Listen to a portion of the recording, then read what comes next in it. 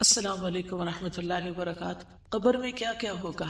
ہم سب اپنے future house کے بارے میں امیجن کریں کہ ہم اس کو کس طرح تیار کر رہے ہیں۔ لڑکیوں کے لیے تو یہ بات سمجھنا مشکل نہیں، کیونکہ ہر لڑکی شادی کے خواب دیکھتی ہے اور پھر شادی کے بعد اگلا گھر اور نیا گھر بنانے کا سوچتی ہے، اور اس کی صفائی ستھرائی اور ڈیکوریشن اور اس کے لیے بہت ساری محنت۔ لیکن یاد رکھیے کہ صرف شادی کے بعد اگلا گھر نہیں ہوتا، اس سے اگلا گھر جو ہے، جو موت کے بعد ہم سب کو ملنے والا ہے، وہ بھی ایک گھر ہے۔ اس کی طرف بھی ہمیں توجہ کرنی چاہیے اور اس کے بھی خواب دیکھنے چاہیے کہ وہ کیسا ہوگا، کیونکہ دنیا کے گھر میں تو ہم زیادہ سے زیادہ کتنا جی سکتے ہیں، چند سال، لیکن قبر میں معلوم نہیں سینکڑوں سال رہنا ہے یا ہزاروں سال رہنا ہے، اللہ عالم۔ اگر وہ گھر عمدہ ہے تو راحت اور آرام ہے، اور اگر وہ گھر خراب ہے تو پھر کوئی فریادی فریاد سننے والا نہیں۔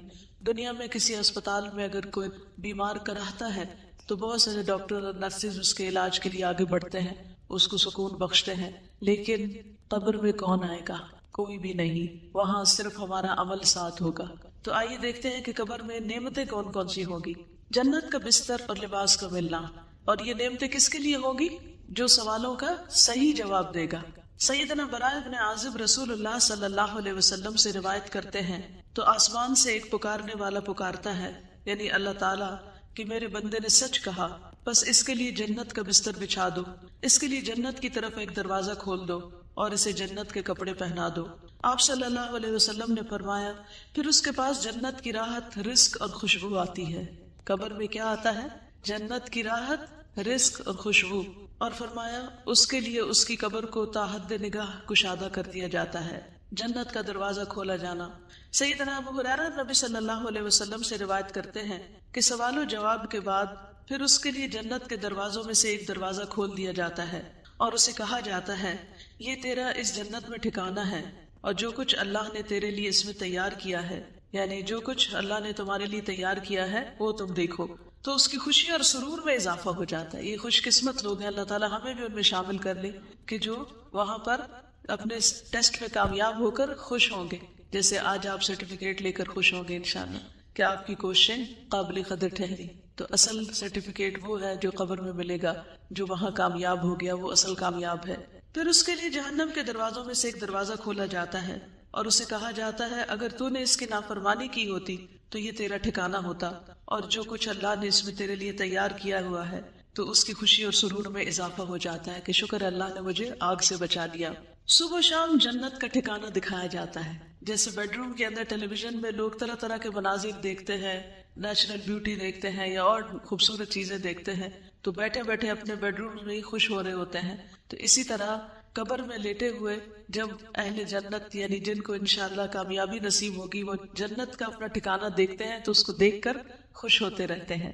سیدنا ابن عمر سے روایت ہے کہ رسول اللہ صلی اللہ علیہ وسلم نے فرمایا، بے شک جب تم میں سے کوئی مر جاتا ہے تو صبح و شام اس کا ٹھکانہ اس پر پیش کیا جاتا ہے، اگر وہ جنت والوں میں سے ہے تو جنت والوں کا مقام، اور اگر دوزخ والوں میں سے ہے تو دوزخ والوں کا مقام اسے دکھایا جاتا ہے اور اس سے کہا جاتا ہے، یہ ہے تیرا ٹھکانہ جب تک کہ اللہ قیامت کے دن تجھے اٹھا کر اس جگہ نہ پہنچا دے، یہاں جانے والا ہے، تو یہ ہے تیرا گھر، یہ ہے تیرا گھر۔ بار بار اس کے مناظر دکھائے جاتے ہیں۔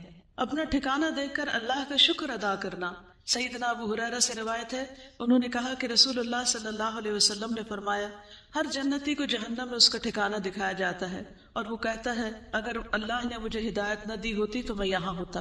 اس ہدایت پر کتنا اللہ کا شکر ادا کرنا چاہیے، اور یہ بات اس کے لیے شکر کا باعث بن جاتی ہے۔ کیا آج دنیا میں آپ اللہ کی دی ہوئی ہدایت پہ شکر گزار ہوتے ہیں؟ اللہ تیرا شکر ہے تو نے قرآن کی نعمت دی، تیرا شکر ہے تو نے محمد صلی اللہ علیہ وسلم کی پہچان دی، تیرا شکر ہے تو نے ہمیں دین کی سمجھ دی۔ جو آج دین کو پا کر شکر گزار ہوتے ہیں، انشاءاللہ وہ اس پر عمل کرتے ہوئے قبر میں بھی شکر گزار ہوں گے اللہ کے فضل سے۔ قبر کا 70 ہاتھ کشادہ اور سرسبز کر دیا جانا۔ قتادہ کہتے ہیں کہ ہمیں یہ بات بتائی گئی کہ اس کے لیے اس کی قبر 70 ہاتھ کشادہ کر دی جاتی ہے اور اس کو اس دن تک سبزے اور خوشحالی سے بھر دیا جاتا ہے جب وہ لوگ اٹھائے جائیں گے، یعنی قبر کے اندر بھی ایک سبزہ ہوتا ہے اور قیامت تک اس کی قبر کے اندر یہی رہتا ہے۔ قبر میں 14ویں کے چاند کی روشنی ہونا۔ سیدنا ابو ہریرہ رسول اللہ صلی اللہ علیہ وسلم سے روایت کرتے ہیں کہ آپ نے فرمایا، بے شک مومن شخص اپنی قبر میں سبز باغیچے میں ہوتا ہے۔ کہاں ہوتا ہے؟ سبز باغیچے میں ہوتا ہے، سبحان اللہ، جیسے باغ میں گارڈن میں ہوتا ہے، پھر اس کے لیے اس کی قبر کو 70 ہاتھ کشادہ کر دیا جاتا ہے۔ دنیا میں کس کا گھر اتنا بڑا ہے؟ اتنا گھر تو دنیا میں بھی بڑا نہیں ملتا جتنا مومن کو قبر کے اندر بڑا گھر ملے گا، اور اس کے لیے 14ویں کے چاند کی طرح روشنی کر دی جاتی ہے، جس میں اس کو سکون ملتا ہے، کیونکہ اگر سورج کی روشنی ہوتی تو تھک جاتا۔ گھر والوں کو خبر دینے کی تمنا کرنا۔ سیدنا جابر سے روایت ہے کہ انہوں نے کہا کہ رسول اللہ صلی اللہ علیہ وسلم نے فرمایا، جب وہ مومن اپنی قبر کی کشادگی کو دیکھتا ہے تو کہتا ہے، فرشتوں مجھے چھوڑ دو، میں گھر والوں کو خوشخبری دے دوں۔ لیکن اسے کہا جاتا ہے کہ اب یہاں آرام سے رہو، یعنی اب گھر والوں سے کوئی رشتہ تعلق نہیں قائم ہو سکتا۔ بالکل ایسے ہی نا کہ جیسے ہم کہیں پر بھی ہوتے ہیں اور ہمیں کوئی خوشی ملتی ہے تو ہم فوراً، اور آج کل تو سوشل میڈیا کی وجہ سے لوگ جو کھاتے ہیں اس کی بھی تصویر اتار کے پیچھے بھیج رہے ہوتے ہیں، اور جو پہنتے ہیں اس کی بھی، تو قبر میں جا کر بھی کیا چاہیں گے کہ پیچھے والوں کو بتائیں، لیکن وہاں کوئی واٹس ایپ نہیں ہوگا۔ نیک اعمال کا قبر کی تنہائی کو دور کرنا۔ سیدنا براء بن عازب نبی صلی اللہ علیہ وسلم سے روایت کرتے ہیں، اور اس قبر میں کہ مومن کے پاس ایک خوبصورت چہرے، خوبصورت لباس اور انتہائی عمدہ خوشبو والا ایک شخص آتا ہے، تو وہ کہتا ہے کہ اس چیز کی خوشخبری پاؤ جو تمہیں خوش کرے گی، یہ وہی تیرا دن ہے جس کا تم سے وعدہ کیا جاتا تھا۔ تو وہ اس سے پوچھتا ہے کہ تم کون ہو؟ تمہارا چہرہ خیر لایا ہے۔ تو وہ کہتا ہے میں تمہارا نیک عمل ہوں۔ سبحان اللہ۔ قبر میں کوئی ساتھ نہیں جائے گا لیکن نیک عمل ساتھ ہوگا۔ ہم سب اپنے قرآن پڑھنے کو دیکھیں، نمازوں کو دیکھیں، دعاؤں کو دیکھیں، لوگوں کے ساتھ خیر و بھلائی اور احسان کے کاموں کو دیکھیں کہ ہم کیا کیا کر رہے ہیں۔ اس پر وہ کہتا ہے، اے میرے رب، قیامت ابھی قائم کر دے۔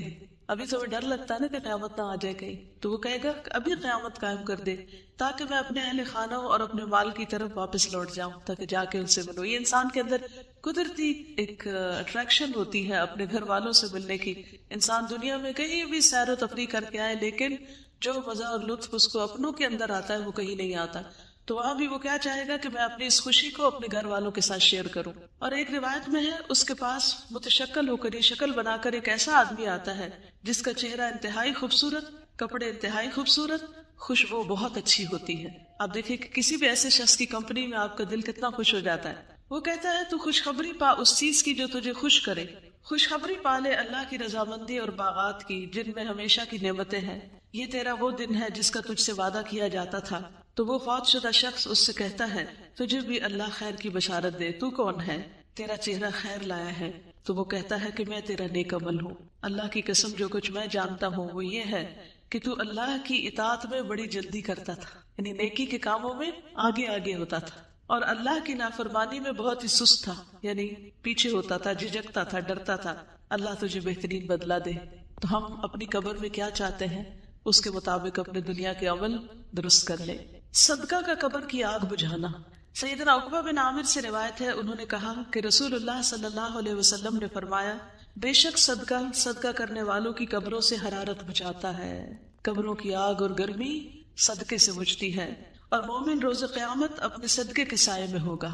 مومن قیامت کے دن صدقے کے سائے میں ہوگا۔ اس لیے چاہے ایک کھجور کا آدھا ٹکڑا ہی کیوں نہ اللہ کے راہ میں دے، دینے والے بنے۔ ہمیشہ دینے پر حرص رکھے، اور یاد رکھیے دینے والوں کو ملتا ہے، جو دیتا ہے اللہ تعالیٰ اس کو اس سے بھی زیادہ لوٹاتا ہے۔ اور قسم کھا کر یہ بات کہی گئی کہ صدقہ کرنے سے مال کبھی کم نہیں ہوتا۔ سیدنا ابو ہریرہ سے روایت ہے کہ رسول اللہ صلی اللہ علیہ وسلم نے فرمایا، اس میت کے لیے اس کی قبر کی لمبائی اور چوڑائی میں 70 ہاتھ فراخ کر دی جاتی، کھلی کر دی جاتی ہے، پھر اس کے لیے اس میں روشنی کر دی جاتی ہے، پھر اسے کہا جاتا ہے کہ سو جاؤ۔ تو وہ کہتا ہے میں اپنے گھر والوں کی طرف لوٹ جاؤں تاکہ میں انہیں خبر دے دوں۔ تو وہ دونوں کہتے ہیں اس دلہن کی طرح سو جاؤ جسے کوئی نہیں جگاتا مگر وہ جو اس کو سب سے زیادہ پیارا ہوتا ہے، یہاں تک کہ اللہ اسے اس کی اس خوابگاہ سے اٹھائے گا، یعنی قیامت کے دن پھر وہ آرام سے اس نیند سے اٹھے گا۔ کتنی خوبصورت قبر ہے نیک عمل کرنے والوں کی۔ روح کا سبز پرندوں میں ڈالا جانا۔ سیدنا ابو ہریرہ نبی صلی اللہ علیہ وسلم سے روایت کرتے ہیں، جسم کو اسی طرح لوٹا دیا جاتا ہے جیسے اس کی ابتدا ہوئی تھی، اور اس کی روح کو ایک پاکیزہ جسم میں ڈال دیا جاتا ہے جو کہ پرندے ہیں جو جنت کے درختوں کے ساتھ لٹکے ہوتے ہیں، یعنی یہ شہیدوں کا انجام ہے۔ شہداء کو گھر اور رزق ملنا۔ سیدنا ابن عباس سے روایت ہے، انہوں نے کہا کہ رسول اللہ صلی اللہ علیہ وسلم نے فرمایا، شہداء جنت کے دروازے پر موجود ایک نہر کے کنارے پر سبز رنگ کے خیمے میں رہتے ہیں، ان کی طرف ان کا رزق جنت سے صبح و شام آتا ہے۔ سبحان اللہ۔ جنت کا کھانا۔ ایک انصاری صحابی سے روایت ہے کہ ایک مرتبہ ہم لوگ رسول اللہ صلی اللہ علیہ وسلم کے ہمراہ ایک انصاری کے جنازے میں نکلے، اور میں اس وقت نوعمر تھا اور اپنے والد کے ساتھ تھا۔ تو رسول اللہ صلی اللہ علیہ وسلم قبر کے گڑھے کے کنارے بیٹھ گئے اور قبر کھودنے والے کو تلقین کرنے لگے کہ سر کی جانب سے اسے کشادہ کرو اور دونوں پاؤں کی طرف سے کشادہ کرو، البتہ اس کے لیے جنت میں انگور کے بہت سے خوشے ہیں۔ یعنی نبی صلی اللہ علیہ وسلم نے اس کے دفنانے سے پہلے ہی اس کے لیے خوشخبری دے دی۔ شہداء کی خصوصی مہمان نوازی۔ سیدنا مسروق سے روایت ہے، انہوں نے کہا کہ ہم نے عبداللہ بن مسعود سے اس آیت کے بارے میں سوال کیا، اور جنہیں اللہ کے راستے میں قتل کیا جائے انہیں مردہ گمان نہ کرو بلکہ وہ زندہ ہیں، اپنے رب کے پاس سے رزق دیے جاتے ہیں۔ تو انہوں نے کہا ہم بھی رسول اللہ صلی اللہ علیہ وسلم سے اس بارے میں سوال کر چکے ہیں۔ تو آپ صلی اللہ علیہ وسلم نے فرمایا ان کی روحیں سبز پرندوں کے پیٹ میں ہوتی ہیں، ان کے لیے ایسی قندیلیں ہیں جو عرش کے ساتھ لٹکی ہوئی ہیں، اور وہ روحیں جنت میں جہاں چاہیں کھاتی اور پھرتی رہتی ہیں، پھر ان قندیلوں میں واپس آ جاتی ہیں، یعنی جہاں سے جاتی ہیں۔ ان کا رب ان کی طرف جھانک کر دیکھتا ہے اور فرماتا ہے کیا تمہیں کسی چیز کی خواہش ہے؟ وہ عرض کرتے ہیں ہم کس چیز کی خواہش کریں، حالانکہ ہم جہاں چاہتے ہیں جنت میں کھاتے پھرتے ہیں۔ اللہ تعالیٰ ان سے اس طرح 3 مرتبہ فرماتا ہے، پھر جب وہ دیکھتے ہیں کہ انہیں کوئی چیز مانگے بغیر چھوڑا نہیں جائے گا تو وہ عرض کرتے ہیں اے رب ہم چاہتے ہیں کہ تو ہماری روحیں ہمارے جسموں میں لوٹا دے، یہاں تک کہ ہم تیرے راستے میں ایک مرتبہ پھر قتل کیے جائیں۔ پھر جب اللہ دیکھتا ہے کہ انہیں اب کوئی ضرورت نہیں تو انہیں چھوڑ دیا جاتا ہے، یعنی اللہ تعالیٰ ان کی اتنی کیئر کرتے ہیں۔ نیک اعمال کا ثواب پہنچتے رہنا، 3 قسم کے اعمال کا سلسلہ جاری رہنا۔ سیدنا ابو ہریرہ سے روایت ہے کہ رسول اللہ صلی اللہ علیہ وسلم نے فرمایا جب انسان فوت ہو جاتا ہے تو 3 اعمال کے سوا اس کے تمام اعمال کا سلسلہ منقطع ہو جاتا ہے، صدقہ جاریہ، یا وہ علم جس سے نفع اٹھایا جاتا رہے، یا نیک اولاد جو اس میت کے لیے دعا کرتی ہے، یہ مرنے کے بعد بھی نیکیوں میں اضافے کا سبب بنتے ہیں۔ اولاد کی دعا سے درجات بلند ہونا۔ سیدنا ابو ہریرہ سے روایت ہے، انہوں نے کہا کہ رسول اللہ صلی اللہ علیہ وسلم نے فرمایا بے شک اللہ عز و جل جنت میں نیک آدمی کا درجہ بلند فرمائیں گے تو وہ عرض کرے گا اے رب یہ درجہ مجھے کیسے حاصل ہوا؟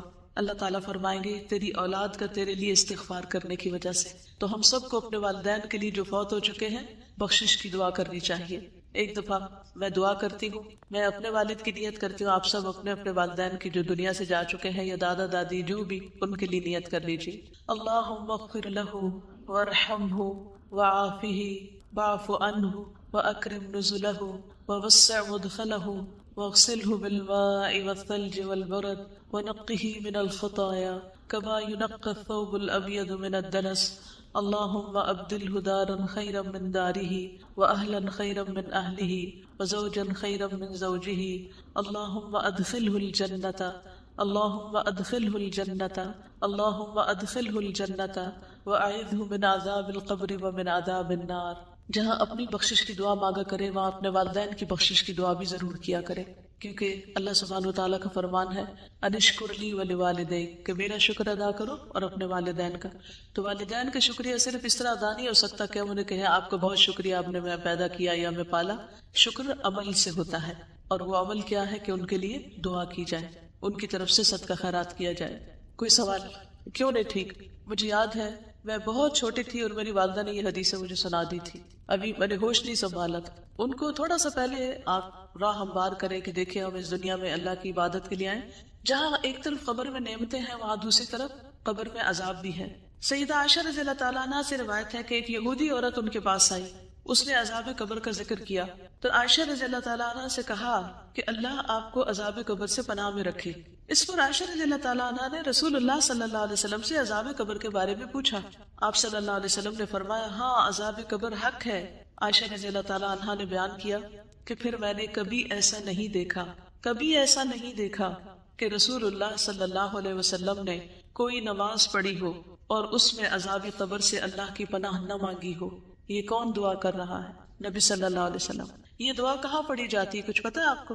تشہد کے بعد، اللہم انی اعوذ بک من عذاب القبر واعوذ بک من عذاب جہنم واعوذ بک من فتنۃ المسیح الدجال واعوذ بک من فتنۃ المحیا والممات۔ جہاں ہم ربی جلی پڑھتے ہیں نا، تو چاہے تو اس کی جگہ آپ پڑھ لیں، چاہے تو اس کے ساتھ پڑھ لیں، دونوں صورتیں کر سکتے ہیں، ٹھیک ہے؟ تو نبی صلی اللہ علیہ وسلم اس دعا کو ہمیشہ پڑھتے تھے، ہمیں بھی پڑھنی چاہیے اور قبر کے عذاب سے پناہ مانگنی چاہیے۔ نبی صلی اللہ علیہ وسلم اگر عذاب قبر سنوا دیتے تو لوگ دفن کرنا چھوڑ دیتے. سیدنا انس سے روایت ہے کہ نبی صلی اللہ علیہ وسلم نے فرمایا اگر مجھے یہ ڈر نہ ہوتا کہ تم لوگ اپنے مردوں کو دفن کرنا چھوڑ دو گے تو میں اللہ سے دعا کرتا کہ وہ تمہیں قبر کا عذاب سنا دے. جانوروں کو عذاب کی آوازیں آنا. سیدنا ابن مسعود سے روایت ہے کہ آپ صلی اللہ علیہ وسلم نے فرمایا بے شک مردوں کو ان کی قبروں میں عذاب دیا جاتا ہے یہاں تک کہ یقیناً جانور ان کی آوازیں سنتے ہیں. سیدنا زید بن ثابت سے روایت ہے کہ انہوں نے کہا کہ نبی صلی اللہ علیہ وسلم اپنے گدھے پر سوار ہو کر بنو نجار کے باغ میں جا رہے تھے اور ہم بھی آپ کے ساتھ تھے کہ اچانک وہ گدھا بدک گیا. قریب تھا کہ وہ آپ کو نیچے گرا دے، یعنی ایک دم سرکش ہو گیا. دیکھا تو وہاں 6 یا 5 یا 4 قبریں تھیں. آپ صلی اللہ علیہ وسلم نے فرمایا کیا کوئی ان قبر والوں کو جانتا ہے؟ تو ایک آدمی نے عرض کیا کہ میں جانتا ہوں. آپ نے فرمایا یہ لوگ کب مرے تھے؟ اس آدمی نے عرض کیا یہ لوگ شرک کی حالت میں مرے. تو آپ صلی اللہ علیہ وسلم نے فرمایا بے شک ان لوگوں کو ان کی قبروں میں عذاب ہو رہا ہے. اگر مجھے یہ خیال نہ ہوتا کہ تم لوگ اپنے مردوں کو دفن کرنا چھوڑ دو گے تو میں اللہ سے دعا کرتا کہ وہ تمہیں بھی قبر کا عذاب سنا دے جسے میں سن رہا ہوں. پھر آپ صلی اللہ علیہ وسلم نے اپنے چہرے کا رخ ہماری طرف کیا اور فرمایا تم لوگ آگ کے عذاب سے اللہ کی پناہ مانگو. انہوں نے یعنی صحابہ نے عرض کیا ہم آگ کے عذاب سے اللہ کی پناہ مانگتے ہیں. پھر آپ صلی اللہ علیہ وسلم نے فرمایا تم قبر کے عذاب سے اللہ کی پناہ مانگو. انہوں نے صحابہ نے عرض کیا ہم قبر کے عذاب سے اللہ کی پناہ مانگتے ہیں. پھر آپ نے فرمایا تم ہر قسم کے ظاہری اور باطنی فتنوں سے اللہ کی پناہ مانگو. انہوں نے عرض کیا ہم ہر قسم کے ظاہری اور باطنی فتنوں سے اللہ کی پناہ مانگتے ہیں. آپ نے فرمایا تم دجال کے فتنے سے اللہ کی پناہ مانگو. انہوں نے صحابہ نے عرض کیا ہم دجال کے فتنے سے اللہ کی پناہ مانگتے ہیں. یہاں سے یہ بھی پتہ چلتا ہے کہ نبی صلی اللہ علیہ وسلم کی جو تعلیم تھی وہ سچویشنل بھی ہوتی تھی. جس وقت جو سچویشن پیش آتی اس کے مطابق لوگوں کو تعلیم دیتے. کیا آپ شادی کے مجلس میں یہ کتاب لے جائیں گی؟ کیا خیال ہے؟ شادی والے دن شادی والے گھر میں یہ کتاب سنائیں گی؟ نہیں. نبی صلی اللہ علیہ وسلم نے صحابہ کو قبر وغیرہ کے بارے میں کس وقت بتایا؟ جب وہ قبریں دیکھی انہوں نے ان حالات یعنی اس موقع کی مناسبت سے. جہنم کا دروازہ کھلنا اور حرارت اور گرم ہوا کا اندر آنا. سیدنا برا بن عازب رسول اللہ صلی اللہ علیہ وسلم سے روایت کرتے ہیں اور اس کے لیے آگ یعنی غیر مومن کے لیے آگ کی طرف سے ایک دروازہ کھول دیا جاتا ہے. آپ صلی اللہ علیہ وسلم نے فرمایا تو اس کی حرارت اور گرم ہوا اس کے پاس آتی ہے. فرمایا اور اس پر اس کی قبر اتنی تنگ کر دی جاتی ہے یہاں تک کہ اس کی پسلیاں ایک دوسرے میں پیوست ہو جاتی ہیں، یعنی آپس میں چڑ جاتی جیسے یہ انگلیاں ایک دوسرے کے اندر چلی جاتی ہیں، ہڈی پسلی ٹوٹ جاتی. سیدنا ابو ہریرہ سے روایت ہے کہتے ہیں کہ رسول اللہ صلی اللہ علیہ وسلم نے فرمایا ہر جہنمی اپنا ٹھکانہ جنت میں دیکھتا ہے تو وہ کہتا ہے کاش اللہ مجھے ہدایت دے دیتا. تو یہ بات اس کے لیے حسرت کا باعث بن جاتی ہے. یعنی لوگ جہنم دیکھ کے قبر میں کیا تمنا کریں گے، کیا کہیں گے کاش مجھے دنیا میں ہدایت مل جاتی. آج لوگ ہدایت کی طرف نہیں آنا چاہتے، ہم ان کے لیے کڑتے ہیں، لیکن کل وہ اپنے لیے خود پریشان ہوں گے. تو اللہ کا شکر ہے جس نے ہمیں اس راستے کی ہدایت دی. اللہ تعالیٰ ہمیں اس پر استقامت عطا فرمائے، اس پر قائم رکھے اور ہمیں قبر کے عذاب سے محفوظ رکھے. جہنم سے لباس اور بستر آنا اور آگ کی طرف دروازہ کھلنا. سیدنا برا بن عازب رسول اللہ صلی اللہ علیہ وسلم سے روایت کرتے ہیں غیر مومن کے جواب پر آسمان سے ایک منادی آواز لگاتا ہے کہ اس نے جھوٹ بولا، اس کے لیے آگ کا بستر بچھا دو اور آگ کا لباس پہنا دو اور اس کے لیے آگ کی طرف دروازہ کھول دو. زمین کا باہم مل جانا اور پسلیوں کا ایک دوسرے میں گھس جانا. سیدنا ابو ہریرہ سے روایت ہے کہتے ہیں کہ رسول اللہ صلی اللہ علیہ وسلم نے فرمایا بس زمین کو حکم دیا جاتا ہے کہ اس پہ مل جا، یعنی تنگ ہو جا، تو وہ زمین اس پر مل جاتی ہے تو اس کی پسلیاں ایک دوسرے میں پیوست ہو جاتی ہیں. پھر وہ شخص اسی عذاب میں مبتلا رہے گا یہاں تک کہ اللہ اسے اس کی اس جگہ سے اٹھا دے گا. یعنی تھوڑی دیر بھی جگہ تنگ ہو تو ہمارا دل گھبرانے لگتا ہے. کوئی کمرہ تنگ ہو، تنگی میں ہم کتنے پریشان ہوتے ہیں. تو آپ سوچئے کہ غیر مومن کے لیے، کافر یا منافق کے لیے قبر تنگ ہوگی اور اسی تنگی میں وہ رہے گا جیسے جیل خانے میں ہو. سیدنا ابو ہریرہ نبی صلی اللہ علیہ وسلم سے روایت کرتے ہیں کہ نبی صلی اللہ علیہ وسلم نے فرمایا اور بے شک کافر کے پاس جب اس کے سر کی طرف سے آیا جاتا ہے تو وہاں کوئی چیز موجود نہیں ہوتی. پھر اس کی دائیں طرف سے آیا جاتا ہے تو وہاں کوئی چیز موجود نہیں ہوتی. پھر اس کی بائیں طرف سے آیا جاتا ہے تو کوئی چیز موجود نہیں ہوتی. پھر اس کے دونوں پاؤں کی طرف سے آیا جاتا ہے تو وہاں کوئی چیز موجود نہیں ہوتی، یعنی کوئی عمل نہیں ہوتا. اگر آپ پیچھے سے کتاب پڑھیں گے تو اس میں مومن کے بارے میں بتایا جاتا ہے کہ سر کی طرف سے نماز آ جائے گی، دائیں طرف سے صدقہ آ جائے گا جسے دائیں ہاتھ سے دیتا تھا، بائیں طرف سے امر بالمعروف نہی عن المنکر وغیرہ، اور پاؤں کی طرف سے اور بھی نیکیاں جو ہے وہ اس کی آ جائیں گی. پھر اس کا نیک عمل اس کے ساتھ ہوگا، جو قرآن اس نے پڑھا ہوگا وہ اس کے پاس ہوگا. یعنی جو اچھے کام کیے ہوگے وہ قبر میں سارے اس کے لیے قبر کو خوبصورت بنائیں گے. لیکن کافر اور منافق چونکہ اس کا عقیدہ ہی ٹھیک نہیں تھا تو اس نے جو نیکیاں کی وہ بھی ضائع ہو گئی ہے، دنیا میں اس کو اس کا اجر مل گیا اور آخرت میں اس کے لیے کچھ بھی نہیں ہوگا۔ اعمال کا انتہائی کبھی شکل میں آنا۔ سیدنا براء ابن عازب نبی صلی اللہ علیہ وسلم سے روایت کرتے ہیں اور اس کے پاس ایک بدصورت آدمی گندے کپڑے والا بدبودار شخص آتا ہے، وہ کہتا ہے اس چیز کی خوشخبری پاؤ جو تمہیں بری لگتی ہے، کہ یہ تیرا وہی دن ہے جس کا تجھ سے وعدہ کیا گیا تھا۔ تو وہ پوچھتا ہے کہ تو کون ہے؟ تیرے چہرے سے شر کی خبر معلوم ہوتی ہے۔ وہ کہتا ہے میں تیرا گندا عمل ہوں۔ وہ کہتا ہے میرے رب تو قیامت قائم نہ کرنا۔ مومن کیا چاہتا ہے؟ اے رب قیامت قائم کر، اور کافر چاہے گا کہ قیامت قائم نہ ہو۔ اندھا بہرا فرشتہ مقرر کیا جانا۔ سیدنا براء ابن عازب رسول اللہ صلی اللہ علیہ وسلم سے روایت کرتے ہیں، پھر اس پر ایک اندھا بہرا فرشتہ مقرر کر دیا جاتا ہے۔ اس کے پاس لوہے کا ایک ایسا گرز ہیمر ہوتا ہے کہ اگر اسے پہاڑ پہ مارا جائے تو پہاڑ ریزہ ریزہ ہو جائے، اتنی زور کی پٹائی ہوتی۔ فرمایا پھر وہ اس گرز سے اس کو مارتا ہے اور اس کی مار کی آواز کو مشرق و مغرب کے درمیان کی ہر چیز سنتی ہے سوائے جن و انس کی۔ پھر وہ مردہ بھی مٹی ہو جاتا ہے، پھر اس میں روح لوٹا دی جاتی ہے، بار بار وہ مرتا اور جیتا ہے اور اس مصیبت سے گزرتا ہے۔ لوہے کے ہتھوڑے سے دونوں کانوں کے درمیان یعنی گدی پر مار پڑنا۔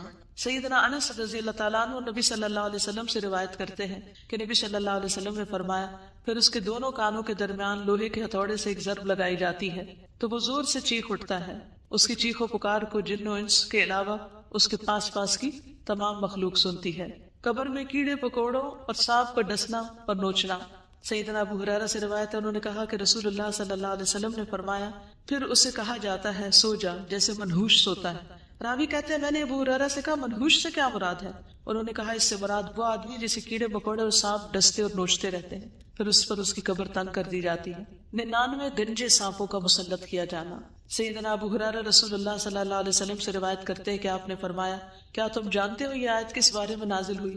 بس بے شک اس کے لیے تنگ گزران ہے، وَإِنَّ لَهُ مَعِيشَةً ضَنْكَ وَنَحْشُرُهُ يَوْمَ الْقِيَامَةِ أَعْمَى، کہ ہم اسے قیامت کے دن اندھا کر کے اٹھائیں گے۔ آپ نے فرمایا کیا تمہیں معلوم ہے کہ تنگ گزران کیا ہے، یعنی تنگ زندگی کیا ہے؟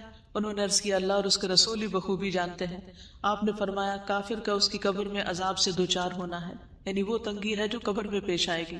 اور اس ذات کی قسم جس کے ہاتھ میں میری جان ہے، بے شک اس پر 99 گنجے سانپ مسلط کر دیے جاتے ہیں۔ کیا تم جانتے ہو وہ سانپ کیسا ہوتا ہے؟ وہ 70 سانپ ہیں اور ہر سانپ کے 7 سر ہوتے ہیں، ایک سانپ کے 7 منہ ہوتے ہیں، 7 سر۔ وہ اسے قیامت کے دن تک ڈستے اور نوچتے رہتے ہیں۔ اب سوال یہ پیدا تھا کہ عذاب قبر کس کس کو ہوگا؟ ایک کافر منافق تو ہو ہی گیا، اس کے علاوہ کفر اور نفاق میں مبتلا لوگ۔ قال اللہ تعالی فی القرآن الکریم عن فرعون النار یعرضون علیہا غدوا وعشیا ویوم تقوم الساعة ادخلوا آل فرعون اشد العذاب۔ قرآن کریم میں اللہ تعالیٰ فرعون کے بارے میں فرماتے ہیں وہ صبح و شام آگ پر پیش کیے جاتے ہیں، وہ تو پانی میں ڈوبے تھے۔ کچھ لوگوں کا سوال یہ ہوتا ہے کہ جو لوگ قبر میں نہیں جاتے ان کو عذاب قبر کیسا ہوتا ہے؟ کوئی چاہے قبر میں جائے کہ نہ جائے، پانی میں ڈوب کے مرے، کسی شیر چیتے کے پیٹ میں چلا جائے، کہیں بھی چلا جائے، اللہ سبحانہ وتعالیٰ اپنی قدرت اور طاقت کے ساتھ اس کی اسی جگہ کو اس کے لیے قبر بنا دیتے ہیں، اور وہاں بھی اس کے لیے عذاب ویسا ہی ہو جاتا ہے جیسا اس کے لائق ہوتا ہے۔ تو آل فرعون صبح شام آگ پر پیش کی جاتی، اور جس دن قیامت قائم ہوگی تو حکم ہوگا آل فرعون کو سخت ترین عذاب میں داخل کر دو، یعنی آخرت کا عذاب اور بھی شدید ہے۔ وقال فی المنافقین فکیف اذا توفتهم الملائکۃ یضربون وجوہہم وادبارہم ذلک بانہم اتبعوا ما اسخط اللہ وکرہوا رضوانہ فاحبط اعمالہم۔ اور منافقین کے بارے میں فرماتے ہیں پھر اس وقت ان کا حال کیا ہوگا جب فرشتے ان کی روح قبض کریں گے تو ان کے چہروں اور پشتوں پر مار رہے ہوں گے، یہ اس لیے کہ وہ ایسی بات کے پیچھے لگ گئے جس نے اللہ کو ناراض کر دیا اور اس کی رضا کی راہ اختیار کرنے کو پسند نہ کیا، تو اس اللہ نے ان کے سب اعمال ضائع کر دیے۔ یعنی موت کے وقت بھی فرشتے مارتے ہیں۔ کبھی کسی نے دیکھا موت کے وقت مار پڑتی؟ دیکھی کسی نے؟ ہماری آنکھیں نہیں دیکھتی، لیکن قرآن ہمیں بتاتا ہے کہ ایسا ہوتا ہے۔ تو یہ علم غیب سے تعلق رکھتا ہے۔ قبر کا عذاب کس سے تعلق رکھتا ہے؟ علم غیب سے۔ یعنی جب ایک انسان مر جاتا ہے نا تو دنیا سے اس کا رشتہ ختم ہو جاتا ہے، پھر قبر میں کیا ہوتا ہے وہ وہی جانتا ہے، ہم نہیں جان سکتے۔ ہم اگر قبر کھود کے بھی دیکھیں تو ہمیں نظر نہیں آئے گا کچھ۔ کبھی کبھی ایسے ہوتا ہے کہ اللہ سبحانہ وتعالیٰ دنیا میں بھی ایسی کچھ نشانیاں دکھا دیتا ہے۔ میں نے ایک ویڈیو کلپ دیکھا تھا کہ کسی ملک میں ایک میت کو دفن کر رہے اور قبر کھود رہے اور اس میں بار بار سانپ آ رہا ہے۔ میں نے اپنی آنکھوں سے دیکھا کہ وہ مختلف طریقوں سے اس سانپ کو نکالنے کی کوشش کرتے ہیں، ہٹانے کی، رخ موڑنے کی، لیکن وہ سانپ باز نہیں آتا. آخر تنگ آ کر وہ لوگ میت کو جب نیچے اتارتے ہیں تو وہ اس کے کفن کے اندر گھس جاتا سانپ. یہ نشانیاں کبھی کبھی اللہ سبحانہ و تعالیٰ دکھا دیتے ہیں تاکہ لوگوں کو یقین آ جائے، ورنہ ہمارے لیے تو قرآن اور سنت ہی کافی ہے، سچے نبی کی سچی باتیں ہی کافی ہیں کہ ہم ان پر یقین کریں. کسی انسان کی بات یا کسی ویڈیو کلپ کی تو بات ہی دوسری لکھی جا سکتی ہے تاکہ لوگ عبرت پکڑے. سیدنا ابو ایوب سے روایت ہے، وہ کہتے ہیں کہ رسول اللہ صلی اللہ علیہ وسلم سورج غروب ہونے کے بعد باہر نکلے تو آپ نے کچھ آواز سنی تو آپ نے فرمایا یہودیوں کو ان کی قبروں میں عذاب ہو رہا ہے. یعنی آپ صلی اللہ علیہ وسلم کو بھی اللہ سبحانہ وتعالیٰ ایسی باتیں سنوا دیتے تھے کیونکہ آپ ہمیں پھر علم یقینی کے ساتھ خبر دیتے تھے. ظلم کرنے والا اللہ تعالیٰ نے فرمایا اور کاش آپ ظالموں کو دیکھیں جب وہ موت کی سختیوں میں مبتلا ہوتے ہیں. اللہ اکبر، اللہ ہمیں بچائے. اور فرشتے ان کی طرف اپنے ہاتھ پھیلائے ہوئے ہوتے ہیں اور کہتے ہیں لاؤ اپنی جانیں نکالو، آج تم ذلت کے عذاب کا بدلہ دیے جاؤ گے اس وجہ سے کہ تم اللہ پر ناحق باتیں کہتے تھے اور تم اس کی آیات سے تکبر کرتے تھے. چغل خور اور پیشاب کی چھینٹوں سے نہ بچنے والا. سیدنا ابن عباس سے روایت ہے کہ نبی صلی اللہ علیہ وسلم 2 قبروں کے پاس سے گزرے تو آپ نے فرمایا ان 2 قبر والوں کو عذاب دیا جا رہا ہے اور ان دونوں کو کسی بڑی بات پر عذاب نہیں دیا جا رہا. پھر آپ نے فرمایا کیوں نہیں، بڑی بات ہی ہے. ان میں سے ایک شخص تو چغل خوری میں دوڑ دھوپ کیا کرتا تھا، یعنی ادھر کی بات ادھر لگا، ادھر کی شکایت ادھر، ادھر کی ادھر، لوگوں کی بری باتیں اور غیبتیں آگے سے آگے پہنچاتا تھا. یعنی ہر وقت اس کی گفتگو میں دوسروں کی برائیاں شامل تھی. دوڑ دھوپ کرتا یعنی اس کی ایفرٹ اور سارے بھاگ دوڑ یہی تھی، اس کا انٹرسٹ ہی یہی تھا. اور دوسرا اپنے پیشاب سے بچنے کے لیے احتیاط نہیں کرتا تھا. کچھ لوگ تو کموڈ پہ بیٹھتے ہیں اور کچھ لوگ کموڈ پہ نہیں بیٹھتے، نیچے بیٹھتے ہیں اور وہ جو پیشاب کرتے ہیں تو پاؤں پہ بھی چھینٹیں پڑ رہی ہوتی ہے، کپڑوں میں بھی پڑ رہی ہوتی ہے، پھر انہیں کپڑوں میں نماز بھی پڑھ لیتے ہیں. تو طہارت کا اہتمام کرنا بے حد ضروری ہے. اللہ سبحانہ تعالیٰ ہمیں صحیح طہارت اختیار کرنے کی توفیق دے، نہ ہم حد سے بڑھے اور نہ اس کو چھوڑیں. سیدنا ابن عباس سے مروی ہے کہ رسول اللہ صلی اللہ علیہ وسلم نے فرمایا قبر کا عموماً عذاب پیشاب کی وجہ سے ہوتا ہے، پس تم پیشاب کی چیٹوں سے بچا کرو. مظلوم کی مدد نہ کرنے والا اور بغیر وضو کے نماز پڑھنے والا. سیدنا ابن مسعود سے روایت ہے کہ آپ صلی اللہ علیہ وسلم نے فرمایا اللہ کے بندوں میں سے ایک بندے کے بارے میں حکم دیا گیا کہ اسے قبر میں 100 کوڑے لگائے جائیں. وہ تخفیف کا سوال کرتا رہا اور دعا کرتا رہا یہاں تک کہ 1 کوڑا باقی رہ گیا، باقی معاف کر دیے گئے. جب اسے یہ 1 کوڑا لگایا گیا تو اس پر اس کی قبر آگ سے بھر گئی. پھر جب اسے سزا کا اثر زائل ہوا تو اس نے فرشتوں سے کہا تم نے کس بنا پہ مجھے کوڑا لگایا؟ انہوں نے کہا تم نے ایک نماز بغیر وضو کے پڑھی تھی اور تم ایک مظلوم کے پاس سے گزرے تھے، تم نے اس کی مدد نہیں کی تھی، یعنی تمہارے سامنے کسی کی پٹائی ہو رہی تھی اور تم نے روکا نہیں اس کو. تو ہمیں اپنی ساری زندگیوں کا جائزہ لینا ہے اور جہاں جہاں ہمارے اعمال قرآن و سنت سے ٹکراتے ہیں وہاں ان سے بچنا ہے اور اللہ سے ہر وقت توبہ کرتے رہنا ہے. خیانت کرنے والا. سیدنا ابو ہریرہ سے روایت ہے کہ جب ہم نے خیبر فتح کیا تو ہمیں مال غنیمت میں سونا اور چاندی نہیں ملے بلکہ گائے، اونٹ، سامان اور باغات ملے تھے.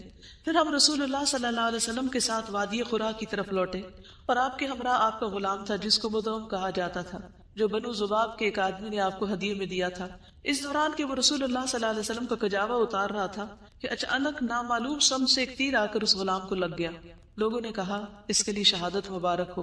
تو رسول اللہ صلی اللہ علیہ وسلم نے فرمایا ہرگز نہیں، اس ذات کی قسم جس کے ہاتھ میں میری جان ہے، جو چادر اس نے خیبر کے دن تقسیم ہونے سے پہلے مال غنیمت میں سے چرائی، جو چادر اس نے مال غنیمت میں سے چرائی تھی وہ اس پر آگ کا شعلہ بن کر بھڑک رہی ہے. یہ شخص کون تھا؟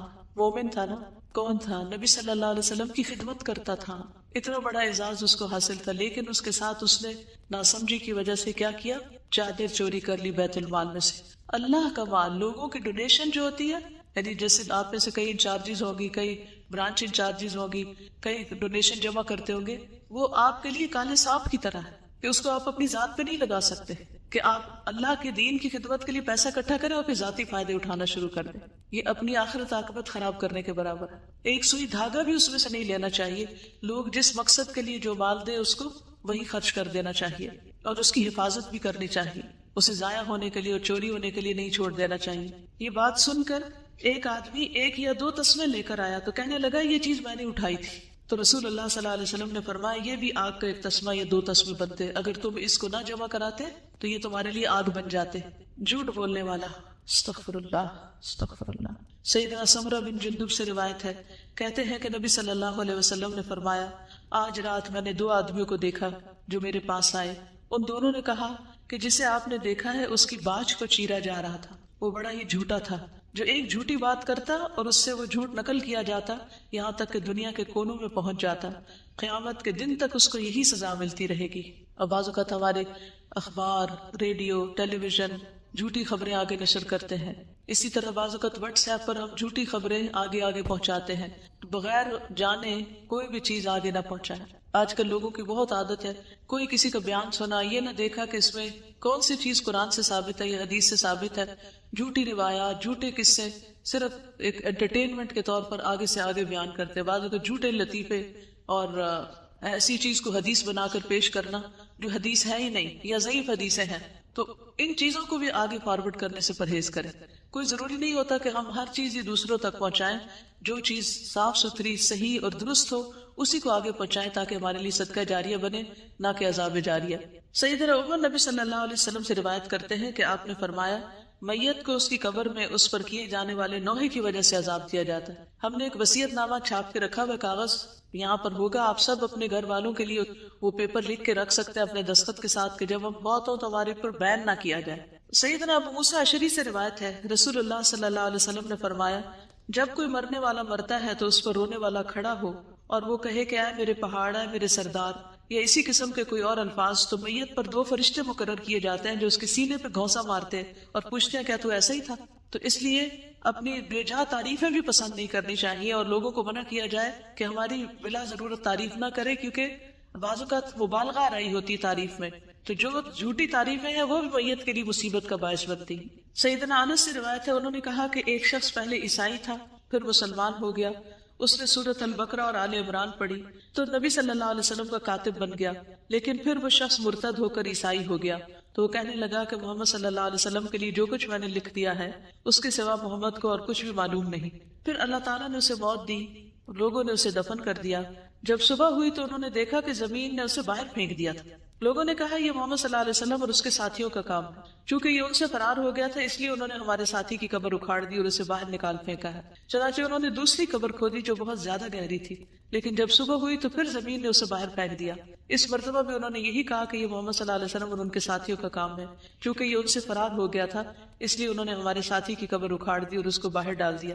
پھر انہوں نے قبر کھودی اور جتنی گہری ان کے بس میں تھی اسے کر کے اس کے اندر ڈال دیا، لیکن صبح ہوئی تو پھر زمین نے اسے باہر پھینک دیا۔ اب انہیں یقین آیا کہ یہ کسی انسان کا کام نہیں، چنانچہ انہوں نے اسے یوں ہی زمین پر رہنے دیا۔ تو اس طرح کے واقعات نبی صلی اللہ علیہ وسلم کے دور میں بھی پیش آئے ہیں۔ عذاب قبر سے محفوظ رہنے والے خوش نصیب لوگ کون سے لوگ ہیں جن کو عذاب قبر نہیں ہوتا؟ شہید ہونے والا۔ سیدنا مقدام بن مادی کرب الکندی سے روایت ہے، انہوں نے کہا کہ رسول اللہ صلی اللہ علیہ وسلم نے فرمایا، بے شک اللہ عز و جل کے ہاں شہید کے لیے 6 خصلتیں ہیں، اس کے خون کا پہلا قطرہ گرتے ہی اللہ تعالیٰ اس کو معاف کر دیتا ہے، جنت میں اسے اس کا ٹھکانہ دکھا دیا جاتا ہے، اسے ایمان کا حلہ پہنایا جاتا ہے، حور عین سے اس کا نکاح کر دیا جاتا ہے، اسے عذاب قبر سے محفوظ کر دیا جاتا ہے، اسے فزع اکبر بڑی گھبراہٹ سے محفوظ کر دیا جاتا ہے، اس کے سر پر وقار کا تاج رکھا جاتا ہے جس کا ایک ایک یاقوت دنیا و ما فیہا سے بہتر ہوگا، 72 حور العین سے اس کی شادی کر دی جاتی ہے اور اس کے رشتہ داروں میں سے 70 آدمیوں کے حق میں اس کی سفارش قبول کی جاتی۔ لیکن یاد رکھیے کہ یہ وہ شہید ہے جو اللہ کے راستے میں ساری شرائط کو پورا کرتا ہوا لڑ رہا۔ سورۃ ملک پڑھنے والا۔ سیدنا عبداللہ بن مسعود سے مرفوع روایت ہے کہ سورۃ تبارک قبر کے عذاب سے روکنے والی ہے۔ کس کس کو زبانی یاد ہے؟ ماشاءاللہ ایک بڑی تعداد کو۔ دن میں ایک دفعہ کم از کم ضرور پڑھے اور رات کو سوتے ہوئے پڑھ لیں تو کیا ہی اچھا ہے، اور اگر یاد نہیں تو آپ دیکھ کے بھی پڑھ سکتے ہیں۔ اور دیکھنے کے لیے اگر آپ بیٹھ کے نہیں پڑھتے کہ بیٹھ کے یعنی آپ کو نیند آ رہی ہے کچھ، تو الہدا کی جو ایپس بنی ہوئی ہیں، اپلیکیشنز ہیں اسمارٹ فونز کے اندر، اس میں سونے جاگنے کے آداب کی اپلیکیشن ہے، تو اس اپلیکیشن میں جو سورۃ الملک اور سورۃ السجدہ اور زمر اور بنی اسرائیل ہے جو نبی صلی اللہ علیہ وسلم رات کو پڑھتے تھے وہ بھی ہیں اور ان کے آڈیو بھی ہے۔ تو اگر آپ سے ساری نہیں پڑھی جاتی تو سونے سے پہلے آپ ان کو پلے کر کے سو سکتے ہیں تاکہ جب تک آپ کی آنکھ نہ لگے آپ ان کو سنتے ہی رہیں۔ یعنی کوشش کرنی چاہیے کہ جتنا پڑھ سکے پڑھے، لیکن اگر ہمت نہ ہو تو جتنا سن سکے اتنا سن بھی لے، لیکن سورۃ ملک تو کم از کم اپنے منہ سے بول کے پڑھے، اسے صرف سننے پر اکتفا نہ کرے۔ پیٹ کے مرض سے فوت ہونے والا۔ سلیمان بن سرد اور خالد بن اطرفہ بیٹھے ہوئے تھے کہ ایک ایسے شخص کا ذکر کیا گیا جو پیٹ کی بیماری سے مرا، تو ان میں سے ایک نے دوسرے سے کہا، کیا تم نے یہ بات نہیں سنی یا تمہیں یہ بات نہیں پہنچی کہ رسول اللہ صلی اللہ علیہ وسلم نے فرمایا جو شخص پیٹ کی بیماری میں مبتلا ہو کر مرے اسے ہرگز عذاب قبر نہیں ہوگا۔ دوسرے نے کہا کیوں نہیں؟ یعنی یہ بھی ایک اچھی علامت ہے۔ سرحد کی حفاظت کرنے والا سیدنا سلیمان نبی صلی اللہ علیہ وسلم سے روایت کرتے ہیں کہ آپ نے فرمایا ایک دن اور ایک رات سرحد پر پہرا دینا ایک مہینے کے روزوں اور اس کے قیام سے افضل ہے۔ ایسا روزے دار جو افطار نہیں کرتا اور ایسا قیام کرنے والا جو تھکتا نہیں، اور اگر وہ اللہ کی راہ میں سرحد کی حفاظت کرتے ہوئے فوت ہو جائے تو اس کے اچھے عمل اس پر جاری رکھے جائیں گے یہاں تک کہ وہ دوبارہ اٹھایا جائے اور وہ قبر کے عذاب سے بچا لیا جاتا ہے۔ جمعے کے دن یا رات کو فوت ہونے والا، اس کی بھی دعا مانگنی چاہیے کہ اللہ ہمیں جمعے کی موت نصیب فرما۔ سیدنا عبداللہ ابن عمر سے روایت ہے، انہوں نے کہا کہ رسول اللہ صلی اللہ علیہ وسلم نے فرمایا جو مسلمان جمعہ کے دن یا جمعے کی رات کو فوت ہو جائے گا اللہ اسے قبر کی آزمائش سے بچا لے گا۔ اب یہ قبر کے سوال اور جواب کا چارٹ ہے پورا، اس میں آپ سوال بھی دیکھ رہے ہیں اور جواب بھی دیکھ رہے ہیں۔ یہ جتنی بھی حدیثیں تھیں صحیح، ان سب میں جو جو سوال آئے ہیں، جو جو جواب آئے ہیں، جو فرشتے کہتے ہیں اور جو انجام ہوگا وہ ساری لکھ دی گئی ہیں۔ اس کو آپ خود بھی پڑھ سکتے ہیں لیکن پڑھیے گا ضرور۔ اب آخر میں ہم دعا کر لیتے ہیں۔ آخر میں ہے اچھی موت کے حصول کی دعائیں۔ میں دعا پڑھوں گی، آپ سب آمین کہیں گے، دعا دیکھتے بھی جائیے جو میں پڑھ رہی ہوں، ٹھیک ہے؟ سبحان اللہ والحمد للہ ولا الہ الا اللہ واللہ اکبر ولا حول ولا قوة الا باللہ العلی العظیم فاطر السماوات والارض انت ولی فی الدنیا والآخرہ توفنی مسلما والحقنی بالصالحین ربنا افرغ علینا صبرا وتوفنا مسلمین ربنا فاغفر لنا ذنوبنا وکفر عنا سیئاتنا وتوفنا مع الابرار رب هب لي حكما والحقني بالصالحين اللهم توفنا مسلمين واحينا مسلمين والحقنا بالصالحين غير خزايا ولا مفتونين اللهم ارزقني شهادة في سبيلك واجعل موتي في بلد رسولك صلى الله عليه وسلم اللهم بعلمك الغيب وقدرتك على الخلق احيني ما علمت الحياة خيرا لي وتوفني اذا علمت الوفاة خيرا لي اللهم اصلح لي ديني الذي هو عصمة امري واصلح لي دنياي التي فيها معاشي واصلح لي آخرتي التي فيها معادي واجعل الحياة زيادة لي في كل خير واجعل الموت راحة لي من كل شر۔ اے اللہ بے شک میں تیری پناہ لیتا ہوں مکان کے نیچے دب کر مرنے سے، اور میں تیری پناہ لیتا ہوں اوپر سے نیچے گر کر ہلاک ہونے سے، اور میں تیری پناہ لیتا ہوں ڈوب کر مرنے سے اور جلنے سے اور آزاد بوڑھا ہو جانے سے، اور میں تیری پناہ لیتا ہوں اس سے کہ شیطان مجھے موت کے وقت بدحواس کر دے، اور اس بات سے تیری پناہ لیتا ہوں کہ میں تیرے راستے میں پیٹھ پھیر کر مروں، اور اس بات سے تیری پناہ لیتا ہوں کہ زہریلے جانور کے ڈسنے سے میں مر جاؤں۔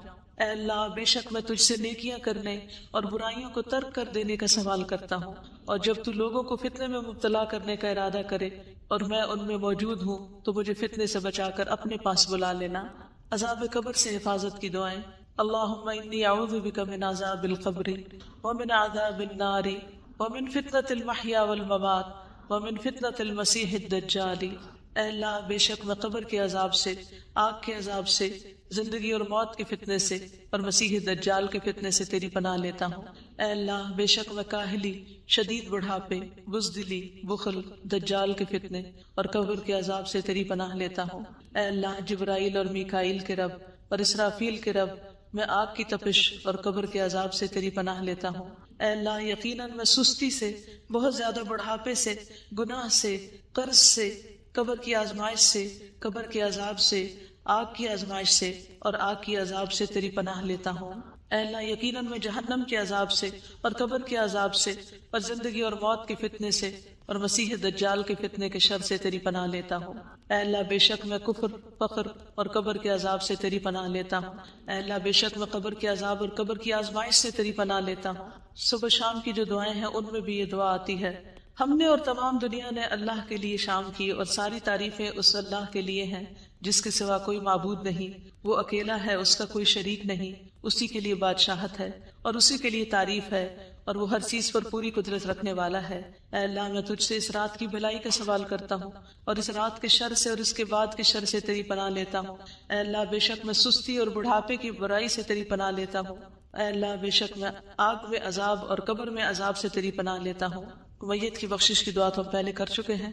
اے اللہ اس کو بخش دے. کسی بھی اپنے رشتہ دار کی بخشش کی دعا مانگے. اے اللہ اس کو بخش دے اور اس پر رحم فرما اور اسے عافیت عطا فرما اور اس سے درگزر فرما اور اس کی بہترین مہمان نوازی فرما اور اس کی قبر کو کشادہ فرما. اسے پانی اولوں اور برف سے دھو دے اور اسے خطاؤں سے اسی طرح صاف کر دے جس طرح تو سفید کپڑے کو میل کچیل سے صاف کرتا ہے. اور اسے اس کے گھر کے بدلے بہتر گھر عطا فرما. اس کے گھر والوں سے بہتر گھر والے عطا فرما. اس کے زوج سے بہتر زوج عطا فرما. اسے جنت میں داخل فرما. اسے قبر کے عذاب سے اور آگ کے عذاب سے بچا لے. میت کے لیے فتنہ قبر سے بچنے کی دعا، یعنی کسی بھی جو آپ کے رشتہ دار قبر میں ہیں ان سب کی نیت کر کے یہ دعا کریں. اللہم ان فلان ابن فلان فی ذمتک فقہ فتنۃ القبر. بچے کو عذاب قبر سے محفوظ رکھنے کی دعا.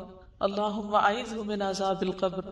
ربنا آتنا فی الدنیا حسنۃ وفی الآخرۃ حسنۃ وقنا عذاب النار.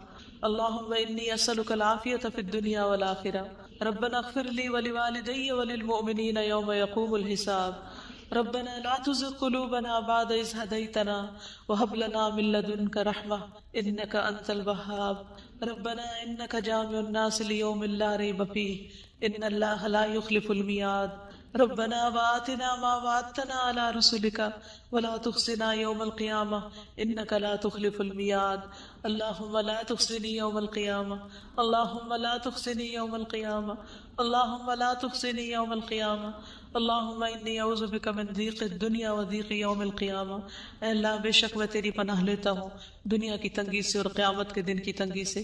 یا اللہ پاک یہ جتنی بچیاں قرآن پڑھ گئی ہیں انہیں استقامت عطا فرمانا، ان کو بہترین عمل کی توفیق عطا فرمانا، ہر قسم کی اخلاقی برائیوں سے بچانا، ان کی عاقبت اچھی کر دینا، اس علم کو انہیں دوسروں تک پہنچانے کی توفیق دینا، خالص اپنی رضا کے لیے، کسی بھی دنیاوی فائدے کی لالچ کے بغیر اور دنیاوی فائدے اٹھانے کے بغیر. یا رب العالمین تو ہم سب کی عاقبت اچھی کر دے. یا اللہ یہ جو تیرا پیغام آگے پہنچایا ہے اللہ یہ مشن یہ سلسلہ جاری رہے، تو اس کی حفاظت فرما، تو اس کے بہترین وارث پیدا فرما دے. یا رب العالمین تو ہماری کوتاہیوں سے درگزر فرما، اللہ ہمیں ہماری برائیوں سے بچا. یا رب العالمین تو ہمیں قبر کے عذاب سے، جہنم کے عذاب سے اور مسیح دجال کے فتنے سے محفوظ رکھنا. یا اللہ ہمارے والدین پر اپنی رحمت فرما، جو بیمار ہیں انہیں صحت عطا فرما، جو دکھی ہیں ان کے دکھ دور فرما دے. یا اللہ جس نے بھی جس دعا کے لیے کہا ہے ان کی دعائیں قبول فرما. یا اللہ جنہوں نے پڑھایا، جنہوں نے پیپر چیک کیے، جنہوں نے سرٹیفکیٹس بنائے، جنہوں نے مجلس کا اہتمام کیا، جنہوں نے سارے انتظامات کیے، اللہ ان سب کو بہترین جزائے خیر دے. جتنے لوگ اپنا گھر بار چھوڑ کر آئے ہیں اور جو اپنا مال اور جان اس رستے میں لگائی ہے اللہ ان کی بھی کوششیں قبول فرما. یا اللہ ان کے خواب پورے فرما، جو بھی تیرے دین کی خدمت کرنا چاہتے ہیں ان کے لیے راستے آسان فرما دے. یا اللہ ہم سب کو صحت کاملہ عطا فرما. یا اللہ ہمیں بار بار ایسے موقع عطا فرما جہاں ہم اپنے ایمان کو زیادہ بہتر کر سکیں. یا اللہ تو ہماری ساری خطاؤں سے درگزر فرما. اللہم اغفر لنا ما قدمنا وما اخرنا وما اسررنا وما اعلنا وما انت عالم به منا. ربنا تقبل منا انك انت السميع العليم وتب علينا انك انت التواب الرحيم. وصلی اللہ تعالی علی خیر خلقہ محمد وعلی آلہ واصحابہ واہل بیتہ اجمعین برحمتک یا ارحم الراحمین.